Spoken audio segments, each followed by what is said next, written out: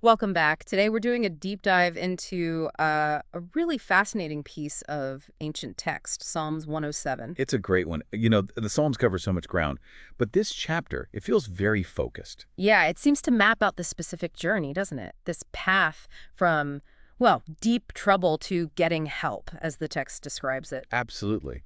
What strikes me is how deliberate it feels, almost like a formula. It shows four different groups of people in really dire straits. Right, totally different But situations. there's this thread, this pattern, it just keeps showing up again and again. Okay, so it lays out these kinds of troubles people run into.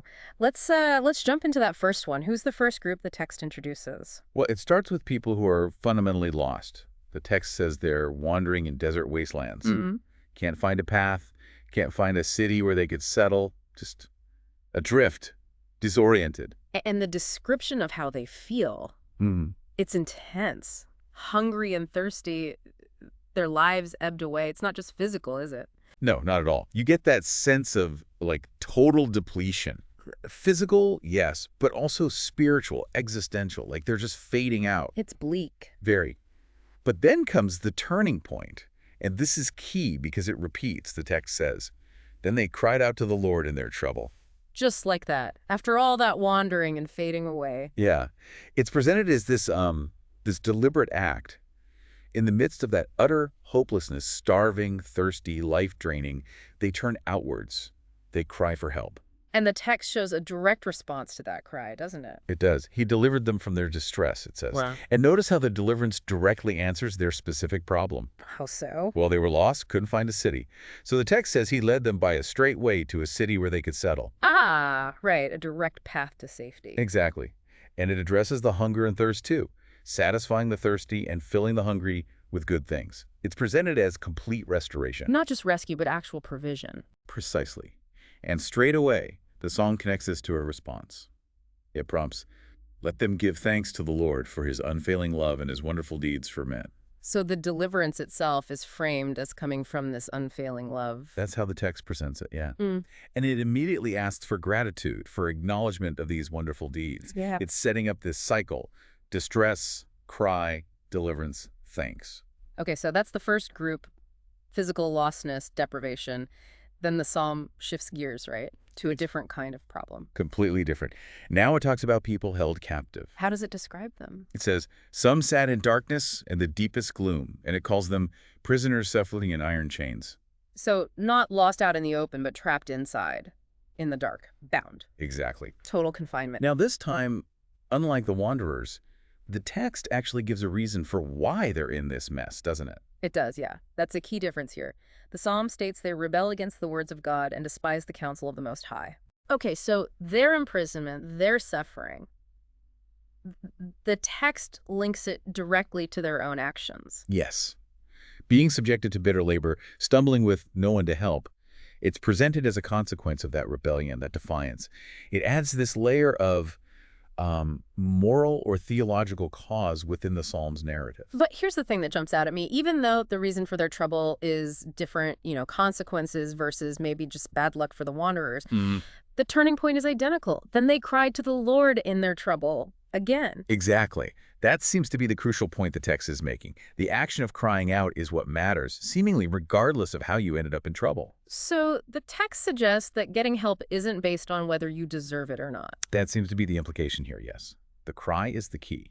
And again, the deliverance described matches their specific situation. So for the prisoners. Well, he saved them from their distress, it says. He brought them out of darkness and the deepest gloom. But the really powerful image is the breaking of the chains. Right. The text adds dramatically that he breaks down gates of bronze and cuts through bars of iron. It emphasizes the sheer power needed to free them. Overcoming seemingly impossible barriers. Yes. And just like before, what follows immediately? Let me guess. Let them give thanks. You got it. Yeah. Let them give thanks to the Lord for his unfailing love and his wonderful deeds for men. The pattern holds. Distress, cry, deliverance, thanks. Okay, pattern established. So what's the third scenario? The text moves on again. It does. This one feels maybe more internal, but with really serious physical effects. Right. This is the part about some became fools through their rebellious ways and suffered affliction because of their iniquities. Yeah. So, like the prisoners, there's this link to rebellion and consequences, but the result here is described differently. Oh. The text says, they loathed all food and drew near the gates of death. It's this deep affliction, this rejection of life itself almost, Yeah. loathing food. That's profound. Yeah. Wow. Yeah, that's like a complete loss of the will to live stemming from their own foolish ways, as the text puts it, bringing them right to the brink. Exactly. So we've seen external lostness, confinement due to defiance, and now this internal decay leading to near death. Yeah. Three very different kinds of distress. Yeah, here it comes again, doesn't it? The same path out described in the text. Mm-hmm. Then they cried to the Lord in their trouble. It's just relentlessly consistent. It really emphasizes that act of crying out no matter what the trouble is, where the text says it came from. It really does. It's presented as the universal pivot point in this chapter. And the deliverance, it's described as a rescue from death itself. Okay. The text says he saved them from their distress. And specifically, he sent forth his word and healed them. He rescued them from the grave. His word healed them. That's interesting. Yeah, the word itself is shown as the agent of healing, pulling them back from the edge of death. Powerful imagery. And the response. Same call. Let them give thanks to the Lord for his unfailing love and his wonderful deeds for men. But then it adds something. What's added? It says, let them sacrifice thank offerings and tell of his works with songs of joy. So it's getting more specific. Not just thanks, but ritual offerings and public, joyful storytelling. Right. It seems that the required response is expanding or deepening. Simple thanks for the first two, now offerings and songs for this group rescued from near death. Maybe the intensity of the deliverance prompts a elaborate response. That makes sense. Okay, so lostness, imprisonment, near fatal illness. Mhm. What's the last main scenario the psalm presents? It takes us somewhere totally different, right? Totally different. Out onto the water, the sea. Oh. The text describes others went out on the sea in ships. These are people involved in maritime life, maybe traders, sailors, people who, it says, saw the works of the Lord, his wonderful deeds in the deep. So they initially see God's power in the sort of majesty of the ocean. That's the picture, yeah. They witnessed the grandeur, Mm-hmm. but then dramatically. For he spoke and stirred up a tempest that lifted high the waves. The awesome power suddenly becomes terrifying, hostile. And the description of the storm's effect. It's chaos. They mounted up to the heavens and went down to the depths, just thrown around, completely out of control. And their internal state. The text is pretty vivid there, too, isn't it? Oh, absolutely. This might be the most intense description of human breakdown of the whole psalm. It says, in their peril, their courage melted away. Courage melted away. And they reeled and staggered like drunken men. They were at their wits' end. At their wits' end. That's total collapse, isn't it? Physical danger, yeah, but also mental, emotional, just gone. No more ideas, no more strength, no more bravery. Utterly spent. They've hit the absolute limit of human capacity. And right there, at that point of complete helplessness. You know it. Then they cried out to the Lord in their trouble. It confirms that pattern. The cry comes when human resources are totally exhausted. It's the last resort, presented as the effective resort. Exactly. And the deliverance. It's as sudden and complete as the storm was violent. What does the text say? He brought them out of their distress. How? He stilled the storm to a whisper. The waves of the sea were hushed. Just silence.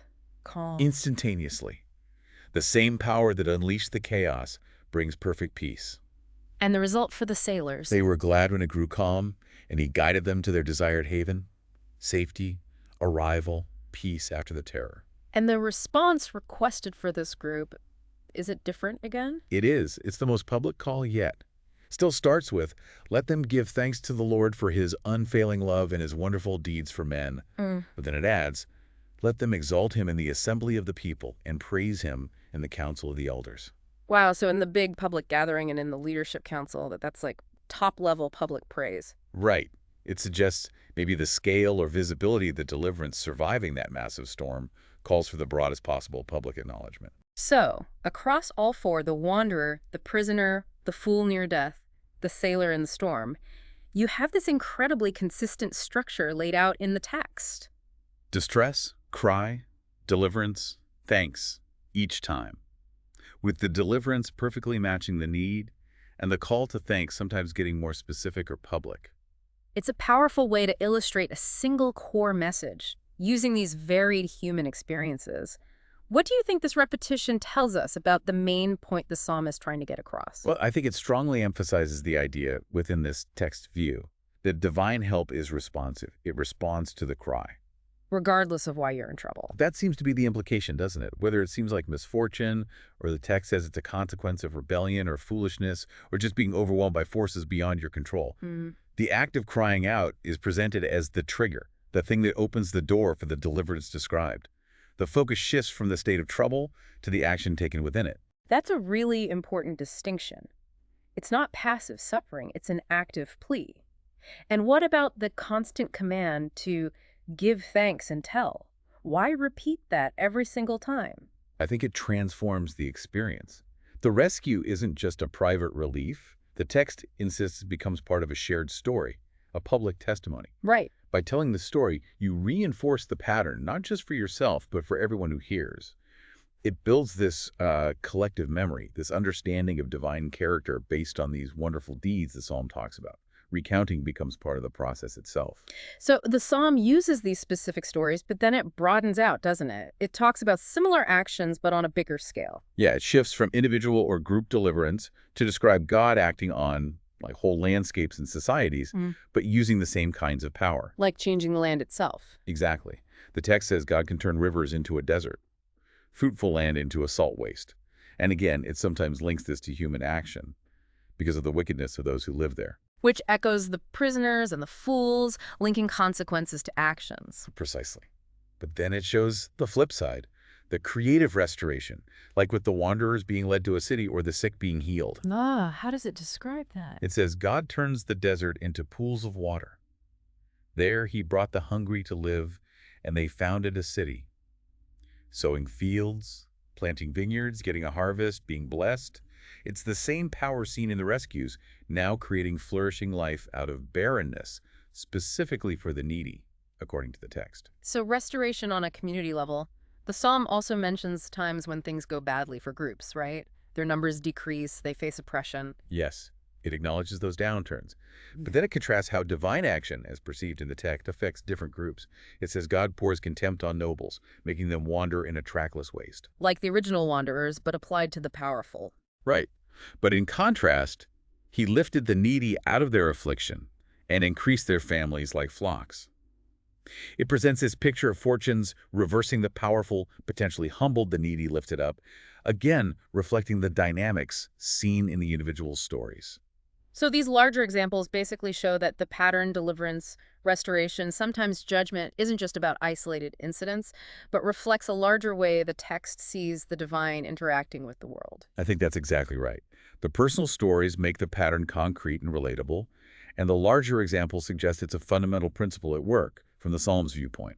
And then it wraps up with a comment about how people react to all this. Yes, a final observation on perspective.